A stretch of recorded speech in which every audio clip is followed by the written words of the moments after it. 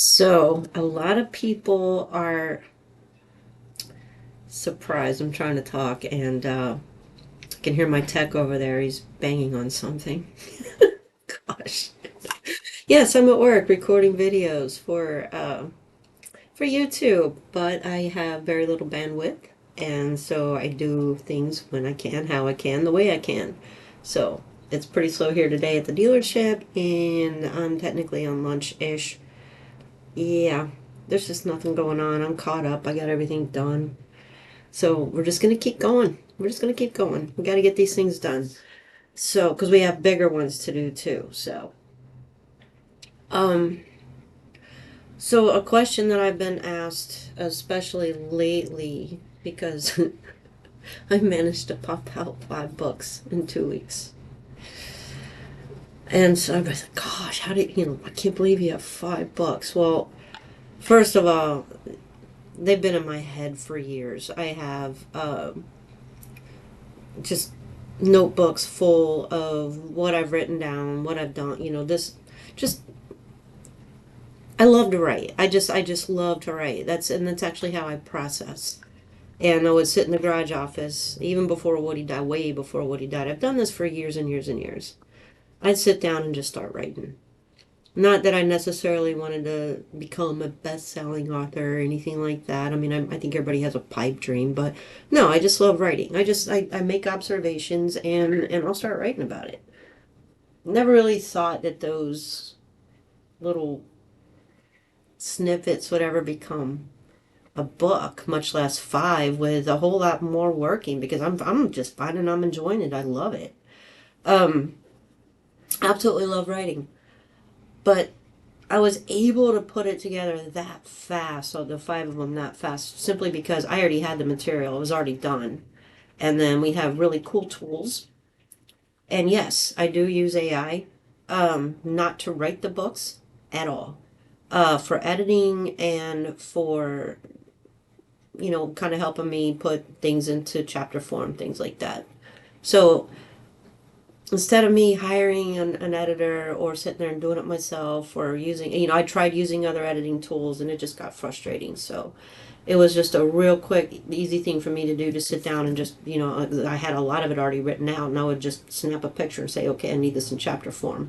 And so there it was. And then I go back and reread it and um, make any editing corrections that I needed to make or whatever. It just made it easier. So, um, but they are at this point still in Kindle form. I haven't had the time to sit down and work on margins to get the um, print versions ready. I'm really going to try and get that done by the time the weekend's out. Today's Thursday, so I'm really hoping to get it done within the next few days, and I should be able to.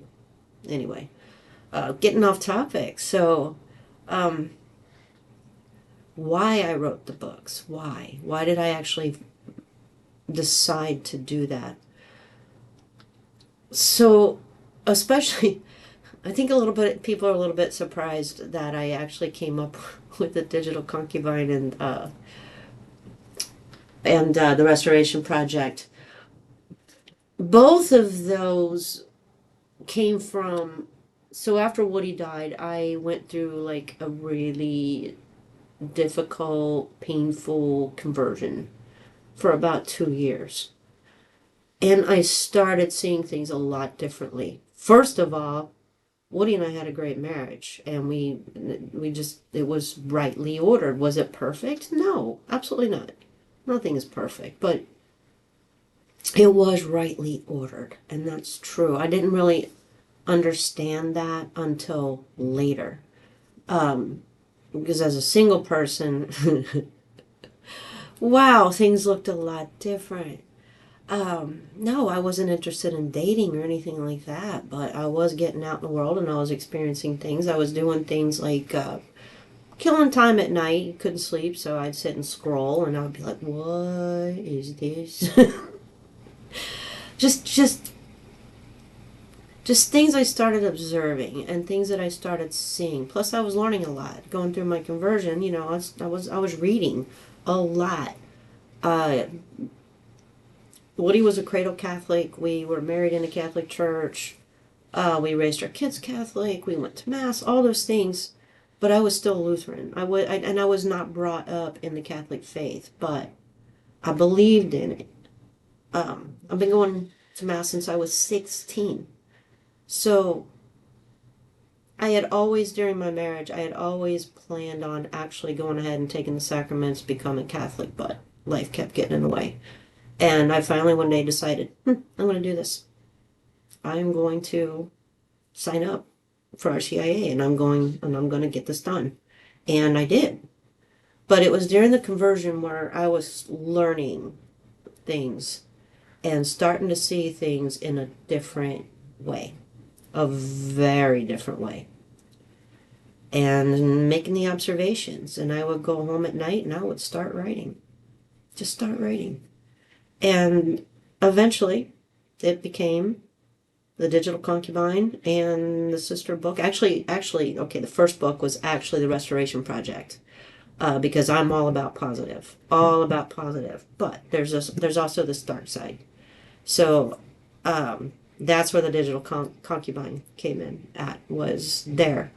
So, and I knew that they needed to be a framework. They're both standalone books, but they really work well together. And it doesn't matter which order that you read them in. But that is how I actually got to actually publish those books. It was just from, oh, I'm losing my word right now. It was just from observation, seeing things a little bit differently. Yes, going down deeper into my faith, taking deeper dives, and then just there's the phone, just seeing things differently. Anyway, I was getting ready to end this video anyway. Hold on a second. Yeah, that's BDC. They're gonna ask me a crazy question. I think the last one was, a lady in Key West, or no, Key Largo, was looking for a charging station for her vehicle. So yeah, we're not worried that the phone, that wasn't a customer. So anyway, I'm going to go ahead and sign off here. Thanks for listening.